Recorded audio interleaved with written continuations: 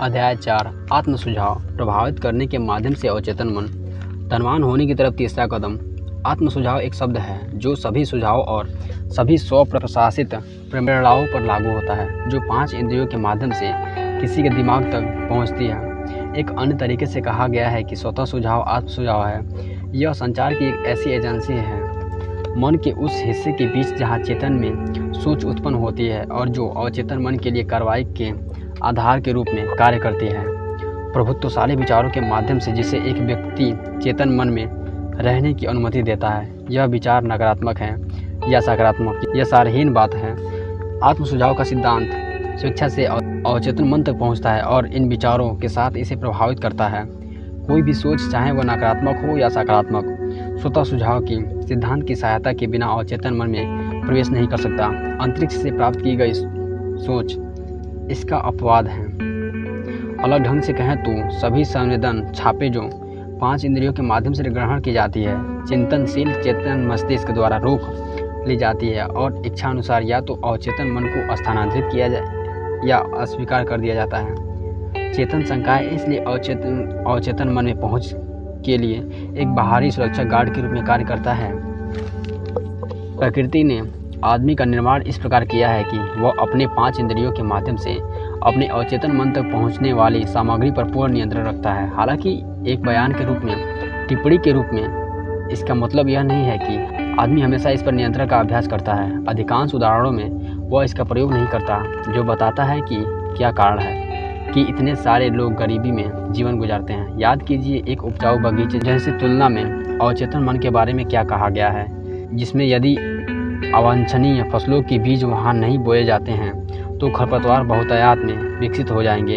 आत्म सुझाव नियंत्रण की एजेंसी है जिसके माध्यम से एक व्यक्ति स्वेच्छा से अपने अवचेतन मन को एक रचनात्मक प्रकृति के विचारों में पोषित कर सकता है या उपेक्षा से एक विनाशकारी प्रकृति के विचारों में मन के इस समृद्ध बगीचे में अपना रास्ता खोजने की अनुमति दे सकता है।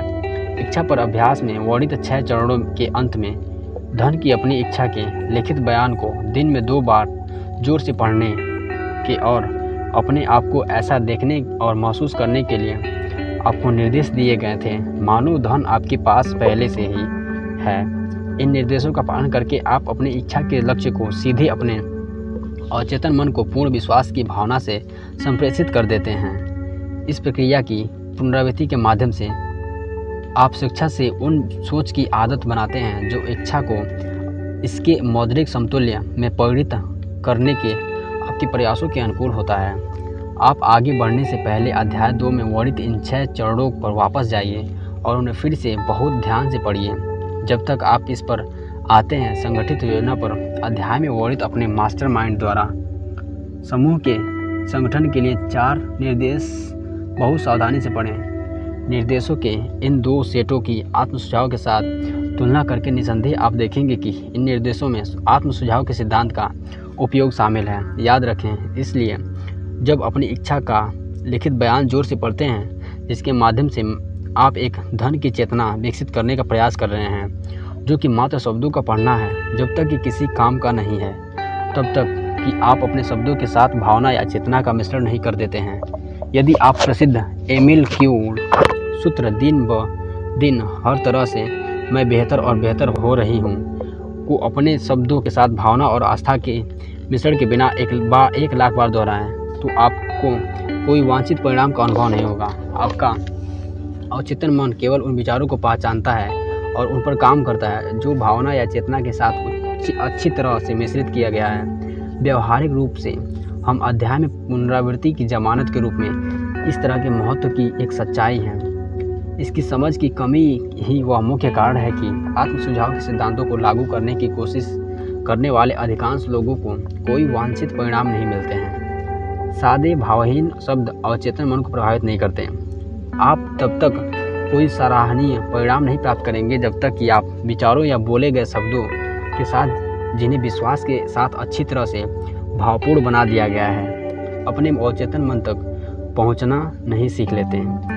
पहली बार जब आप ऐसा करने का प्रयास कर रहे हों और यदि आप अपनी भावनाओं को नियंत्रित और निर्देशित नहीं कर पाते हैं तो हतोत्साहित न हो। याद रखिए कि कुछ नहीं से कुछ अच्छा जैसे कोई संभावना नहीं है होती है। अपने अवचेतन मन तक पहुंचने और उसको प्रभावित करने की क्षमता की एक कीमत है और आपको उस कीमत का भुगतान करना होगा। यदि आपकी ऐसी करने की इच्छा है तो भी आप धोखा नहीं दे सकते हैं। अपने अवचेतन मन को प्रभावित करने की क्षमता की कीमत यहाँ वर्णन किए गए सिद्धांतों का उपयोग करने का अनंत हट है। आप इससे कम कीमत पर इच्छित क्षमता का विकास नहीं कर सकते हैं। आपको और अकेले आपको यह तय करना होगा कि वह पुरस्कार जिसे पाने का आप प्रयास कर रहे हैं, धन की चेतना, इसके लिए आपको प्रयास के रूप में जितनी कीमत का भुगतान करना होगा वह उस कीमत के लायक है या नहीं। अकेले बुद्धि और चतुराई बहुत कुछ ही दुर्लभ मामलों को छोड़कर, जहां औसत का कानून इन स्रोतों के माध्यम से धन को आकर्षित करने के पक्ष में है, धन को आकर्षित करने और बरकरार रखने में सफल नहीं होगी। यहाँ वर्णित धन को आकर्षित करने की विधि औसत के कानून पर निर्भर नहीं करती है। इसके अलावा विधि कोई पसंद नहीं निभाती। यह किसी भी एक व्यक्ति के लिए उतने ही प्रभावी रूप से काम करेगी जितना यह किसी अन्य के लिए करेगी। जहाँ विफलता का अनुभव होता है वह व्यक्ति है जो नाकाम कर रहा है। यदि आपने कोशिश की है और असफल हुए तो एक और प्रयास कीजिए और अभी भी एक और, जब तक कि आप सफल ना हो जाते हैं। आत्म सुझाव के सिद्धांतों का उपयोग करने की आपकी क्षमता बहुत बड़े पैमाने पर आपकी दी गई अपनी इच्छा पर तब तक ध्यान केंद्रित करने की क्षमता पर निर्भर करेगी जब तक कि इच्छा एक प्रज्वलित जुनून नहीं बन जाती है। जब आप दूसरे अध्याय में वर्णित 6 चरणों के संबंध में निर्देशों का क्रियान्वित करना शुरू करते हैं, आपके लिए एकाग्रता के सिद्धांत का उपयोग करना आवश्यक हो जाएगा। हम यहाँ एकाग्रता के प्रभावी उपयोग के लिए सुझाव प्रदान करते हैं। जब आप 6 चरणों में से पहले को क्रियान्वित करना शुरू करते हैं, जो आपको अपने मन में इच्छित धन की ठीक मात्रा नियत करने का निर्देश देती है। एकाग्रता या ध्यान के स्थिरीकरण द्वारा अपनी आंखें बंद रखते हुए अपने विचारों को धन की उस राशि पर स्थिर कीजिए जब तक कि उस धन की भौतिक उपस्थिति वास्तव में देखने नहीं लगते। इसे प्रत्येक दिन कम से कम एक बार कीजिए। जैसा ही आप इन अभ्यासों को करना शुरू करते हैं, आस्था पर अध्याय में दिए गए निर्देशों का पालन कीजिए और धन को वास्तव में अपने अधिकार में देखिए। यहाँ एक सबसे महत्वपूर्ण तथ्य यह है कि अवचेतन मन पूर्ण विश्वास की भावना में दिए गए किसी भी आदेश को ग्रहण कर लेता है और उन आदेशों पर कार्य करता है। हालांकि अवचेतन मन द्वारा उनकी व्याख्या किए जाने से पहले आदेशों को पुनरावृत्ति के माध्यम से अक्सर और बार बार प्रस्तुत किया जाना होता है। पूर्ववर्ती बयान के बाद इस पर विश्वास करने के द्वारा अपने अवचेतन मन पर एक पूरी तरह से वैध चाल खेलने की संभावना पर विचार कीजिए, क्योंकि आप इस पर विश्वास करते हैं कि आप जितने पैसे की राशि देखते हैं उसे आपके पास होना चाहिए, कि यह धन आपके दावे का इंतजार कर रहा है, कि जो धन आपका है उसे प्राप्त करने के लिए अवचेतन मन द्वारा आपको व्यवहारिक योजनाएं सौंपना जरूरी है। पिछले अनुच्छेद में सुझाए गए विचारों को अपनी कल्पना को हस्तांतरित कीजिए और देखिए कि आपकी कल्पना और आपकी इच्छा के रूपांतरण के माध्यम से धन के संचय के लिए व्यवहारिक योजनाएं बनाने के लिए क्या क्या कर सकती है या क्या करेगी। एक निश्चित योजना का इंतजार मत कीजिए जिसके माध्यम से देखे गए पैसे के बदले में आप सेवाओं या माल का आदान प्रदान करने का इरादा रखते हैं, बल्कि एक बार में ही अपने आप को धन पर काबिज देखना शुरू कर दीजिए, जो कि इस बीच आपका अवचेतन मन उम्मीद और मांग करने की योजना या आपकी ज़रूरत की योजना सौंप देगा। इन योजनाओं के लिए सतर्क रहें कि जब वे दिखाई देते हैं तो उन्हें तुरंत कार्यवाही में डाल दीजिए। जब योजनाएं दिखाई देते हैं तो वे शायद छठवीं इंद्री के माध्यम से एक प्रेरणा के रूप में आपके मन में कौन जाएंगी। इस प्रेरणा को अनंत बुद्धि से एक सीधा टेलीग्राम या संदेश माना जा सकता है। इससे सम्मान के साथ व्यवहार कीजिए और जैसे ही आप इसे प्राप्त करते हैं आप इस पर काम करना शुरू कर दीजिए। यह करने में विफलता आपकी सफलता के लिए घातक होगा। 6 चरणों में से चौथा चरण में अपनी इच्छा क्रियान्वित करने की एक निश्चित योजना बनाएं और इस योजना को कार्रवाई में डाल देने के लिए एक बार में ही शुरू कर दें। आपको इस निर्देशों का पालन पिछले अनुच्छेद में वर्णित तरीकों से करना चाहिए। इच्छा के रूपांतरण के माध्यम से धन जमा करने की अपनी परियोजना बनाते समय अपने कारण पर विश्वास मत कीजिए। आपका कारण दोषपूर्ण है। इसके अलावा आपका तर्क संकाय आलसी हो सकता है और यदि आप अपनी सेवा करने के लिए इस पर पूरी तरह से निर्भर हैं तो यह आपको निराश कर सकता है। जब आप जमा करने का इरादा किया गया धन दिख रहे होते हैं बंद आंखों के साथ, तब अपने आप को वह सेवा प्रदान करते हुए, माल पहुंचाते हुए देखिए। आप इस पैसे के बदले में जो देना चाहते हैं यह महत्वपूर्ण है। निर्देशों का सारांश यह तथ्य कि जब आप इस किताब को पढ़ रहे हैं तो यह संकेत है कि आप ईमानदारी से ज्ञान की तलाश कर रहे हैं। यह भी एक संकेत है कि आप इस विषय के एक छात्र हैं। यदि आप केवल एक छात्र हैं तो यह मौका है कि आप उतनी ही ज़्यादा सीख सकते हैं जितना आप नहीं जानते हैं, लेकिन आप केवल विनम्रता का रवैया अपनाकर ही सीख सकते हैं। यदि आप कुछ निर्देशों का उपेक्षा से पालन या दूसरों का पालन करने से इनकार करना चुनते हैं तो आप असफल हो जाएंगे। संतोषजनक परिणाम प्राप्त करने के लिए आपको सभी निर्देशों का विश्वास की भावना से पालन करना चाहिए।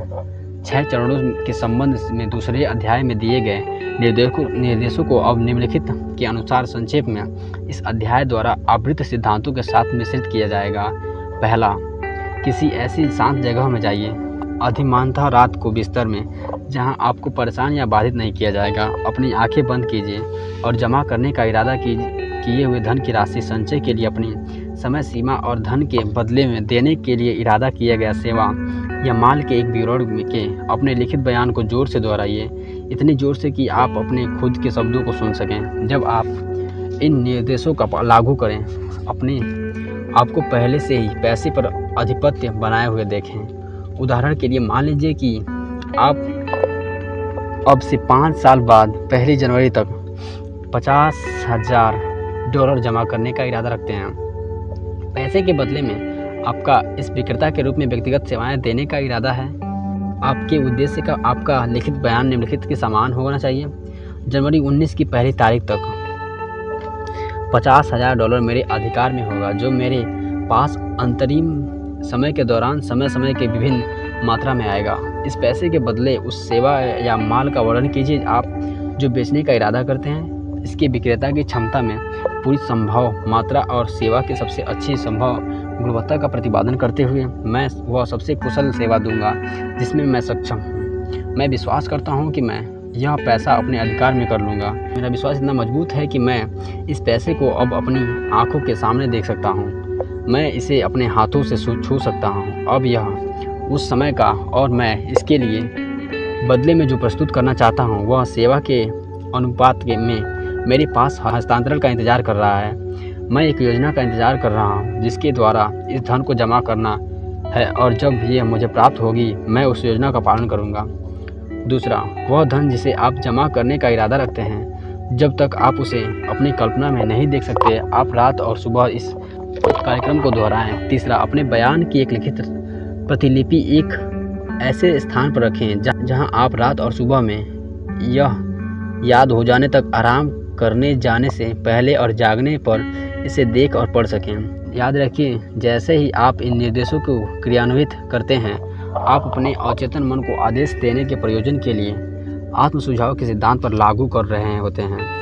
यह भी याद रखें कि आपका अवचेतन मन केवल ऐसे निर्देश का कार्य करेगा जो भावनात्मक है और इसे संवेदना के साथ हस्तांतरित किया गया होता है। आस्था मजबूत और भावनाओं का सबसे अधिक उत्पादक है। आस्था अध्याय में दिए गए निर्देशों का पालन करें। ये निर्देश पहली बार में अमूर्त लग सकते हैं। इसे अपने आप को परेशान मत करने दीजिए। निर्देशों का पालन करें बिना यह परवाह किए कि पहली बार में वे कितने अमूर्त या अव्यवहारिक प्रतीत हो सकते हैं। यदि आप भावना के साथ ही कार्य में अपने आप को दिए गए निर्देशों के अनुसार कार्य करते हैं तो वह समय भी जल्दी ही आ जाएगा जब शक्ति का एक पूरा नया ब्रह्मांड आपके सामने प्रकट होगा। सभी नए विचारों के संबंध में अविश्वास सभी मनुष्य की विशेषता है, परंतु यदि आप उल्लेखित निर्देशों का पालन करते हैं तो आपका संदेह जल्द ही विश्वास में बदल जाएगा और बदले में यह जल्द ही पूर्ण आस्था में सघन हो जाएगा। तब आप उस बिंदु पर पहुंच जाएंगे जहां आप वास्तव में कह सकेंगे, मैं अपने भाग्य का मालिक हूं और मैं अपनी आत्मा का कप्तान हूं।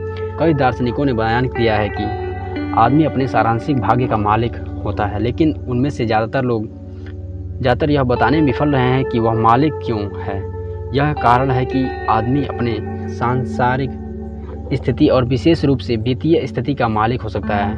यह इस अध्याय में अच्छी तरह से विस्तार से बताया गया है। मनुष्य खुद का और अपने पर्यावरण का मालिक बन सकता है क्योंकि उसके पास अपनी प्रयोजन मन को प्रभावित करने की शक्ति और इसके माध्यम से अनंत प्रज्ञा का सहयोग हासिल है। अब आप वो अध्याय पढ़ रहे हैं जो इस दर्शन के प्रधान सिद्धांत का प्रतिनिधित्व करता है। इस अध्याय में निहित निर्देशों को समझा और दृढ़ता के साथ लागू किया जाना चाहिए। यदि आप इच्छा को धन में परिवर्तित करने में सफल होते हैं, एक इच्छा के धन में परिवर्तन के वास्तविक प्रदर्शन में आत्म सुझाव का एक एजेंसी के रूप में इस्तेमाल शामिल है, जिसके द्वारा व्यक्ति अवचेतन मन तक पहुंच सकता है और उसे प्रभावित कर सकता है। अन्य सिद्धांत बस एक उपकरण है जिसके द्वारा आत्म सुझाव लागू किया जा सकता है। यह विचार मन में रखें और आप हमेशा इस पुस्तक में वर्णित तरीकों के माध्यम से धन जमा करने के अपने प्रयासों में खेलने के लिए आत्म सुझाव के सिद्धांत के महत्वपूर्ण हिस्सों के प्रति जागरूक रहें। इन निर्देशों का इस रूप में पालन कीजिए मानो आप एक छोटे बच्चे हों। अपने प्रयासों में एक बच्चे की आस्था जैसी कोई चीज़ मिलाइए। सहायक होने की अपनी ईमानदारी इच्छा के कारण लेखक यह ध्यान देने में बहुत अधिक सावधान रहा है कि इसमें कोई भी अव्यावहारिक निर्देश शामिल न हो।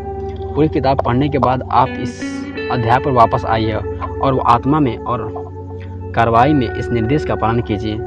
हर रात एक बार पूरे अध्याय को जोर से पढ़िए जब तक कि आप पूरी तरह से आश्वस्त न हो जाएं कि आत्म सुझाव के सिद्धांत वह धनी है इसके लिए किए गए सभी दावों को आपके लिए पूरा करेंगे। आप जैसे जैसे पढ़ें हर उस वाक्य को जो आपको अनुकूलतापूर्वक प्रभावित करता है एक पेंसिल से रेखांकित करते जाएं। इसके बाद के लिए पूर्वगामी निर्देशों का पालन करें और यह सफलता के सिद्धांतों की एक पूरी समझ और महारत के लिए रास्ता खोल देगा।